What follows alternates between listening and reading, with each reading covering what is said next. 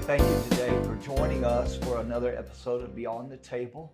I really hope that these podcasts are adding some value to you and really that you're sharing them with others if they are, and it'll add value to others. And so today I'm so honored to have Corey and Briana Gibson with us. Yes, they have my last name because Corey's my son, Briana's my daughter-in-law, and they oversee our young adult ministry as well as youth ministry here at the church. And guys, today I wanted to have a conversation about generations. Yeah. And I'm sure that you, in your environments and working with young adults, which would be college and young career going, and then students, you immediately can see a difference in the generations. And so talk to me about that a little bit and about maybe some of the differences that you see just in those two age groups. Yeah, I found out immediately there's a big difference very quickly. When we took over the youth ministry last year, I just realized how out of touch I am with the new generation of youth students, you know, and I was like, man, I am not as cool and trendy as I thought I was. We're not kids anymore. There'd be times where I'm like making like references that I usually just make. I don't even think about it. But like with young adults, they get it, you know. They've had the same life experience that I went through. I'm a little older than them, but you know, but they get it. And then to make those same kind of references to like a group of youth students, and they're just like, what? What are you talking about? It's funny, I was walking through the hallway one day, a student goes, Pastor, that's drip. I thought there was a problem somewhere. I started looking for a faucet that was broke, a toilet that exploded. He's just telling you look good. I'm like, I don't even know what a drip is. So, and it's funny because when you think about generations, you have to relate to each generation. Yeah. And it really impacts the church world. It impacts the business world. It impacts life, period. Because every generation is a little bit different. And I have found that, you know, the idea of, you know, boomer, Xer, millennial, Z, alpha, all you know, all this alphabet stuff, all really is derived from sociologists, you know, who are trying to categorize people into a generation. Yeah. But even the Bible has done it. You know, the Bible begins with defining a generation as 120 years. Yeah. Then it says 70 years. Then it goes down to 40 years. And I'm just like, man, the generations are getting shorter and shorter. And recently, sociologists are saying that a generation is marked by 7 years. 7. Yeah. But you can tell. You can tell when you're hanging out, especially with the younger generations, how much different their entire life experience, because the world is changing so quickly that even though they're close in age, like even us to our young adults who are like fresh out of high school and in college, totally different, raised different school experience, different social media, internet, like everything is so different than even us. And then just a couple years younger than them, the high schoolers, totally different. And so it makes sense that because the world is changing so quickly, that those generation gaps are so much smaller, in my opinion. Well, and your opinion is what I'm needing. So what are some of the challenges that you guys are, not just challenges, what are some of the opportunities you're seeing because of the differing of generations? I can really relate with challenges. Less opportunities. I think it just brings so much to the table as to what kids have to offer, what teenagers, college students, you know, newly married, new parents, as we're moving forward, they all have so many unique experiences to bring to the table. And it makes you want to have as many of those voices at the table as possible, because even though they may not have the length of experience, or like you would say, the wisdom that comes with that experience, they just have such a special perspective and a skill set even that I don't have as much as we stay in touch with what's trending and popular and new technology. It seems like just our age keeps us out of touch with some things that our younger students just know so much that we don't. And if we want to reach them, they have to reach their friends, and we need all of their voices at the table. You know, I think that's so good, because, you know, I grew up in the idea and the age of, you know, the older folks had all the wisdom, had all the knowledge, they had all the experience, and then out of nowhere came the VCR. I know y'all don't know what that is, and I know you who are watching don't. And so you just pause for a moment and Google VCR, and then you'll understand the reference point. But when the VCR came out, nobody knew how to program the clock. It just constantly blinked. And I remember as a teenager, I learned how to program the clock, and my parents couldn't. That was accomplishment. That was awesome. Well, the other night, Isla's at the house, and she, 2 years old, was able to get on the iPad and find Miss Rachel. At 2, I don't know that I could find Miss Rachel on there. But I think sometimes if we're not careful, we will silo the generations and not benefit from the generations coming together. And, you know, the scripture says this in the last days, that God will turn the hearts of fathers back to the sons and daughters, and the hearts of sons and daughters back to the fathers. And so I think instead of generations being siloed, we need to have a mutual collaboration of generations. And so how are some ways that you're seeing that maybe that collaboration can take place? Yeah, I think that was the reason why we started Young and Free, our young adult ministry. I remember there was a Sunday morning, and there was just like a pause in worship, and it was that kind of pause, you know, a Pentecostal pause, where you're just like, oh man, there's about to be something, like a word or like a tongue, something's about to happen, but nothing happened. And so I was sitting in the back, and I was just like, how interesting was that? And I felt like the Lord said, you know, I gave something to a young adult, but they didn't feel like they had the place to say it. Wow.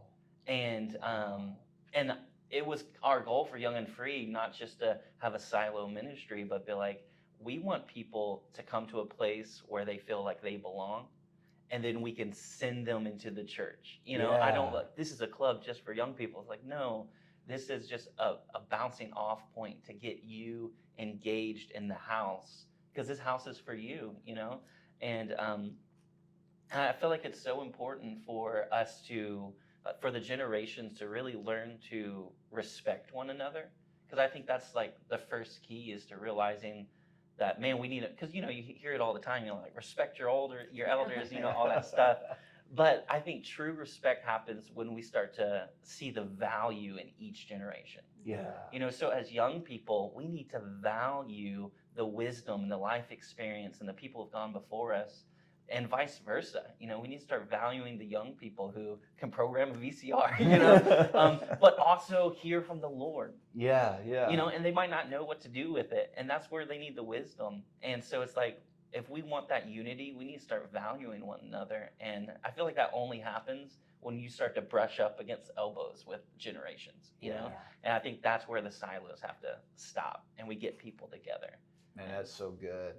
That's so good. Yeah, well, and I think of, I'm getting this picture of like moms and grandmothers and daughters, and like passing down of recipes, and about how you may get a recipe card from your grandma and you try to remake it, and it's like, it's good, but it never tastes quite like they make it, unless you're standing next to them in the kitchen watching them make that. You may never value what they do or understand why they do what they do.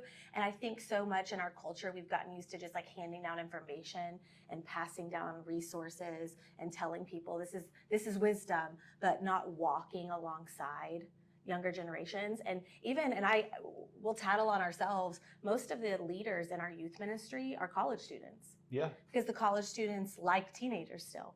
Yeah.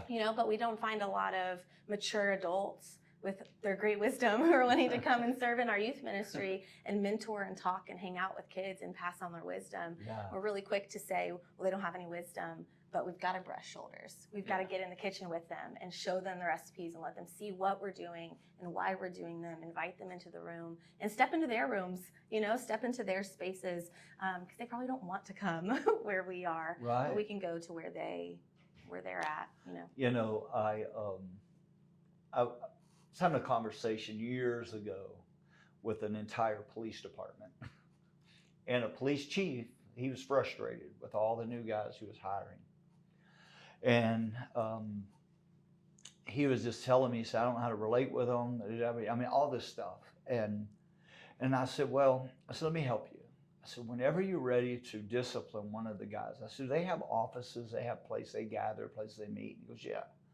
I said, go down and sit in their space and have a conversation.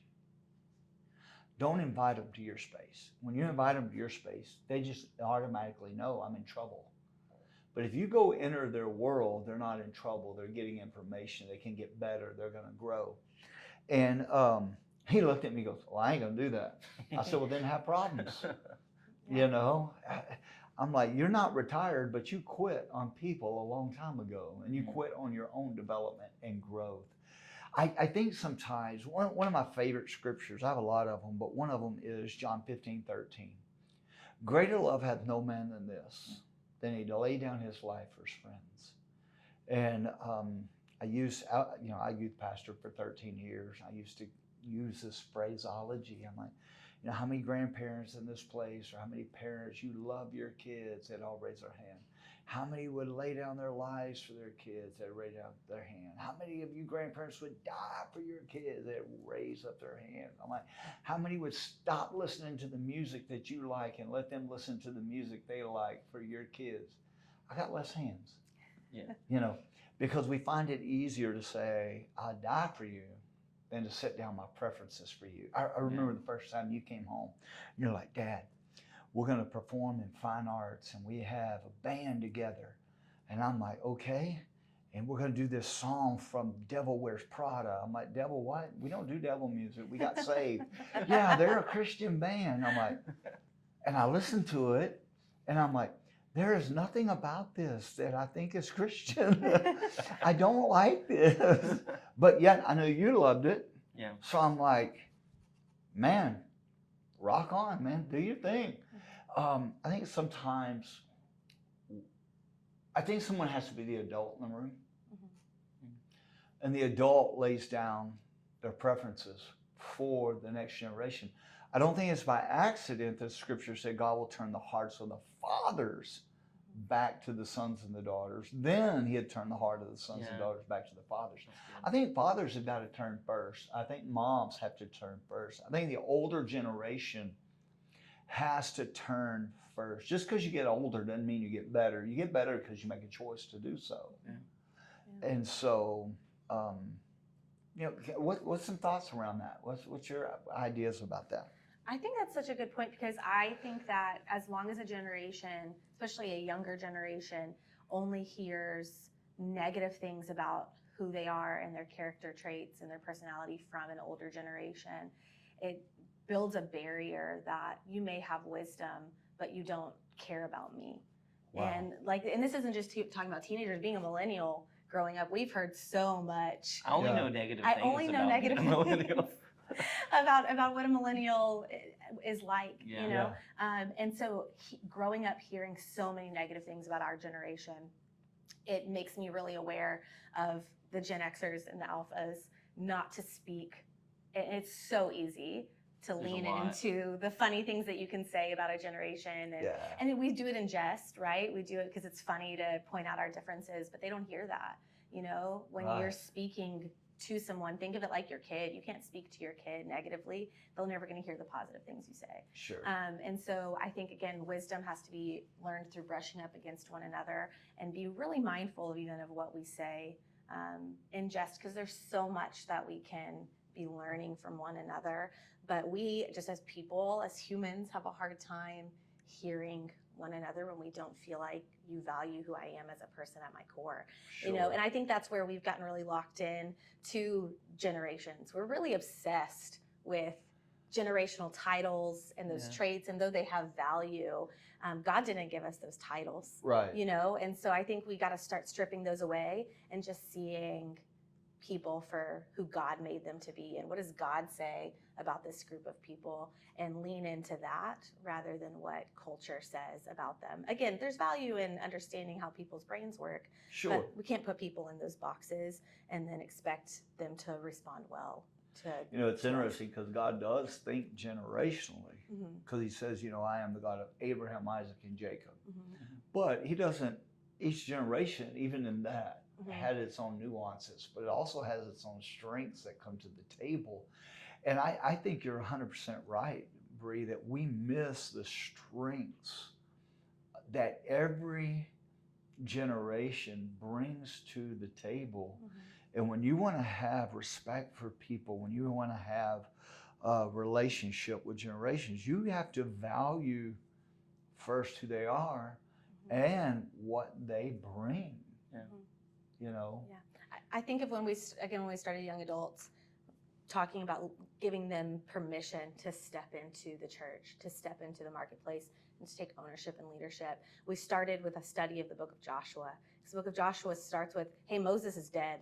Yeah, that's right. He's gone. And you're next. And you're next, and this is your moment. And we've got a whole generation of Joshuas who the Moseses are dying. Yeah. And they're afraid to step in because they don't feel like they have value or a place. And we don't have to wait until the Moseses are dead to start handing off the authority and start handing off the opportunity for them to grow, so that they're not just having to one day jump into it, but we get the privilege of walking people into those new seasons, which is really fun. We've got a really thriving, especially here at Mercy Gate, but a really thriving community of young people that are begging for answers and for hope and for life change. They're deconstructing is a phrase we hear all the time now, but not because they don't love Jesus, but because they need him, and they need Jesus really, really badly. And I think if we can start breaking down some of those generational walls, it's going to help those people find Jesus a lot more. And I think that's a great thing to bring up, is deconstructing. And anytime I hear deconstructing, I'm like, roll my eyes. I'm like, geez. And people deconstructing their faith, And I like that. I like, man, what have I been told, and what do I really believe?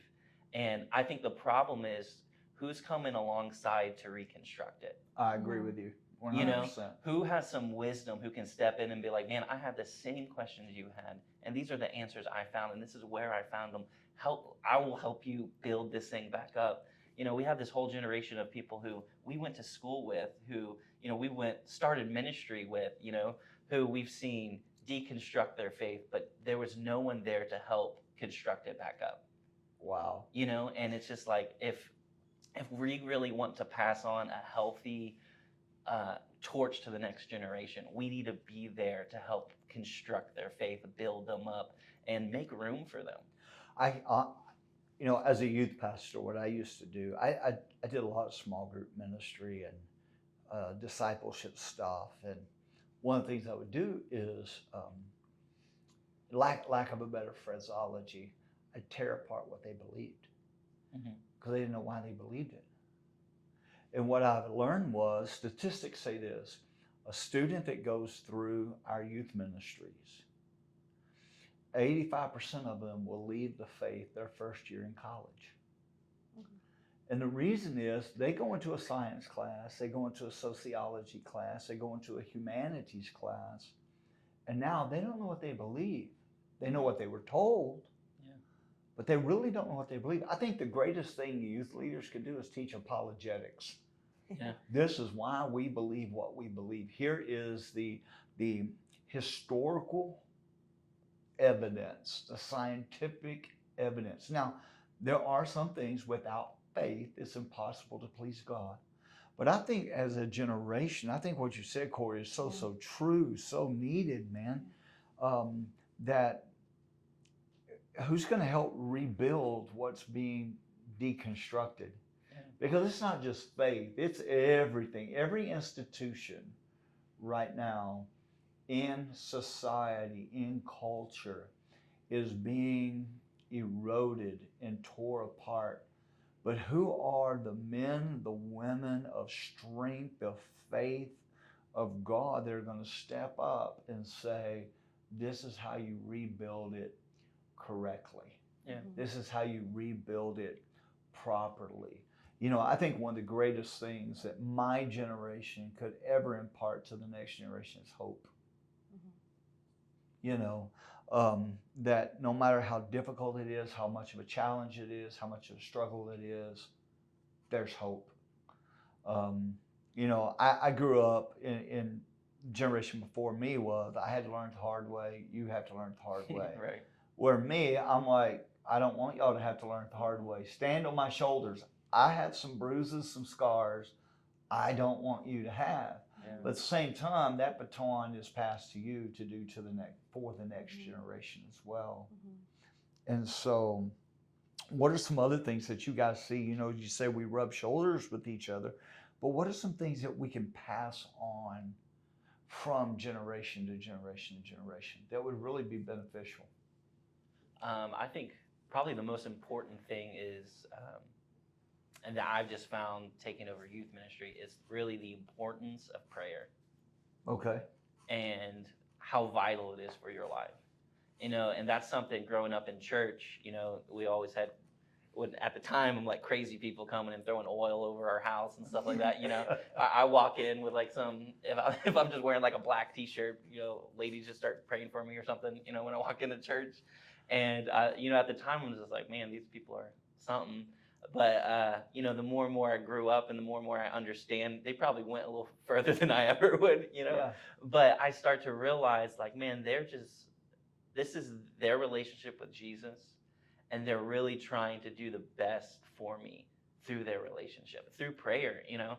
And then growing up and seeing how prayer is so vital in our church, and realizing, like, man, if this is who we are and this is what we do, if everything starts and ends with prayer, that has to be true for our youth ministry. That has to be true for our young adults. That they have to have a life of prayer, you know. Yeah. And I said we preached on prayer. I think it was like almost our first sermon of the year. I was just like, we're just hitting prayer again, and we always see that teenagers and even young adults, and really even adults, don't like praying out loud. Yeah. They don't like it at all, and they're like, you know, I just don't know, you know, what to say, what to do, you know. And I made a statement. I was just like, your public prayer showcases your private prayer. And if you don't like praying out loud, it's because you don't pray in private. Yeah. Because if you're praying in private, you're going to show up and start praying what you've been doing privately comes out in public. Yeah. You know, and for me, that's been a really big thing that I'm like, I have to pass this down. I have to pass down this importance, this want, and really see the value that it gives your life. Yeah. You know? Yeah.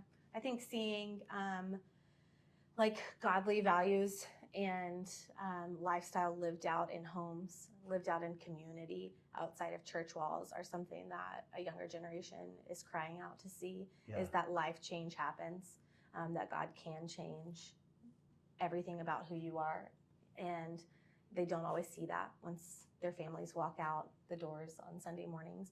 And then they're desperate for community. We live in a world now that's theoretically connected through social media and through texting and all of these different things, but real in-person community, not just friend to friend, but grandparents to parents to kids, doesn't happen nearly as often. We substitute a lot of that with digital connection.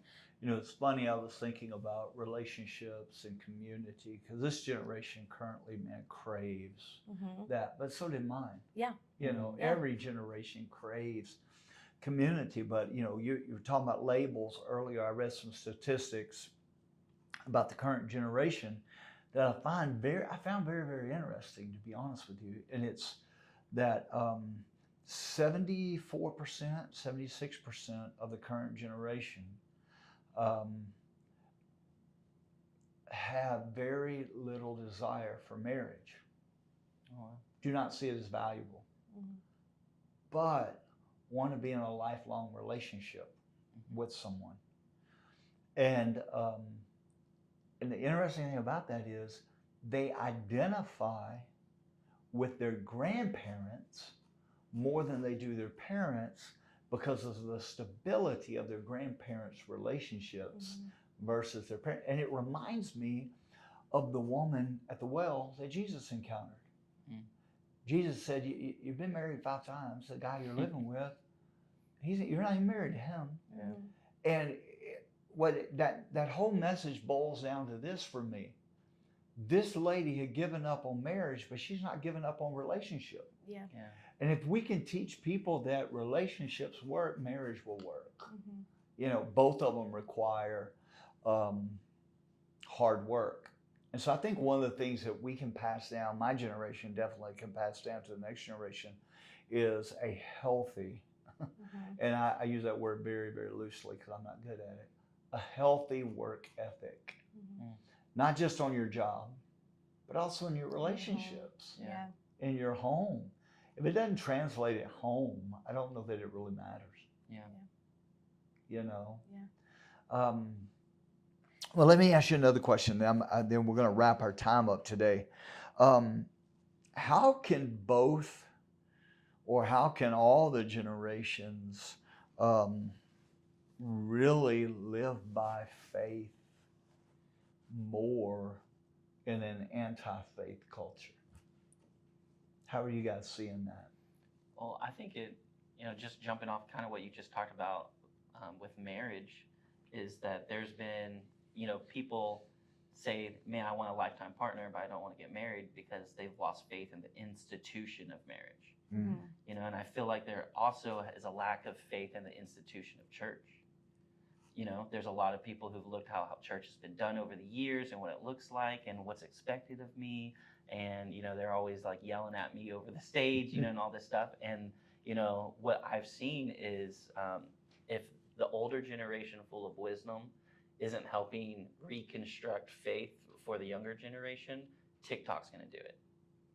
Man, that's good. YouTube's going to do it. Social media is going to do it. Influencers. Like every Wednesday I have kids coming up to me and being like, man, I saw this TikTok and they talked about the Bible and these other books that aren't in the Bible and all this stuff. And it's just like, man, and it's like I'm just having to walk back all this stuff and be like, this is what the Bible says, this is what the Word says, and it's like, if we're not really in people's lives, in this generation's lives, influencers are just going to push them instead of the Lord.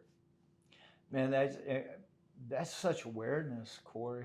That's so good, because, growing up, I didn't have all these competing voices. We got the newspaper and 3 channels on TV. That was it. And one of them was fuzzy if I wasn't holding the antenna right for my dad. Now you have so many competing voices. So it requires faith. It requires people who have the courage to be the stable voice among all the other voices in the crowd. I think too, for our students, knowing that they can come to their youth pastor or youth leader and hash out the voices that they're hearing. And I think being present enough in proximity to people that they know that you can hear out what they're processing through. And I think them seeing that you're a person who is a person of faith, them seeing that you're a person who walks out your faith and that you understand doubts, that you understand competing voices, and that you aren't going to just brush them off. And especially if you're a parent of kids, giving them, hey, I downloaded TikTok. If you have a video that you see that you think is cool, send it to me, and let them send you what they're hearing. You spend some time scrolling what they're scrolling. Sit and watch TikTok with them. Sit next to them and say, hey, let's scroll together. It seems so silly, but I think putting yourself in their world and then inviting them into yours. Like you're sitting there watching the news, say, hey, come sit down and watch this with me. Let's talk about what we're seeing. And don't just watch, don't just consume, but discuss and open up conversations. And I think that's going to bridge so many gaps for each other. Helps us understand them, helps them understand us, and all around. Because, like we don't sit down and watch the news. When we come to your house, Sure. It's probably the only time we walk in and the news is on. And sometimes it's the only time I get that information, But if I was never at your house, I would never know that. If I never was spending that time with you, that would be a whole source of, information I never had access to. That we never got to talk about. So proximity leads to conversations. But I also know that you're a person of faith, that I can, if we see something together, we can talk about it, and you live it out, and I see you living it out. So again, proximity and you being the demonstration that you want them to live out is going to be a big difference maker. I think if there's one word that we can put next to generations coming together, it would simply be the word understanding. I think you have to seek to understand before you're understood. And that's hard for every generation. That's hard for me. I struggle with that. I think every generation does. One of the things I have valued a lot, Corey, about you, and you and your brother are so different. And one of the things I've learned to value so much about you, there was an old commercial when I was growing up. It'd be on TV. And I don't even know, I think it was E.F. Hutton, that when E.F. Hutton speaks, everyone listens. We can be in a staff meeting and everybody's talking, and then all of a sudden Corey has something to say. And when you speak, it's funny, everybody in the room has just stopped and it's like, bam. And I think the strength of that is you've listened to the entire room, you've processed it. I understand where they're coming from. Now, I can seek to be understood. I can speak. I can share. And man, I've watched that for good night, years and years and years. So much I so value that, because sometimes I'll just sit in the room and let everybody talk, and I'm just like, okay, Corey's going to give us the wisdom here in just a minute. Or he's going to give us something. I know it's coming. And so I think that if we would do that among the generations, it would be huge. And we would see, the Bible said this would be a sign of the end. God says, everybody's looking for signs for the end. Is this the end? Okay, well, the biggest sign you're going to see is God's going to turn the heart of fathers back to sons and daughters, and sons and daughters back to fathers. When you start seeing that happen, that's a great sign that God's at work, and we're in end time events. And so, guys, thank y'all so much. Thank you for what you do. Thank you for pouring into the generations. Thanks for letting us do it. Not just here at the church, but I know what you guys do in fine arts. I know what you do across the nation. And just the voice you guys have. I so appreciate it very, very much. And so, thank you for joining us today. And I look forward to visiting with you again. We drop a new episode every Friday, and look forward to it, 4 o'clock. We'll see you soon.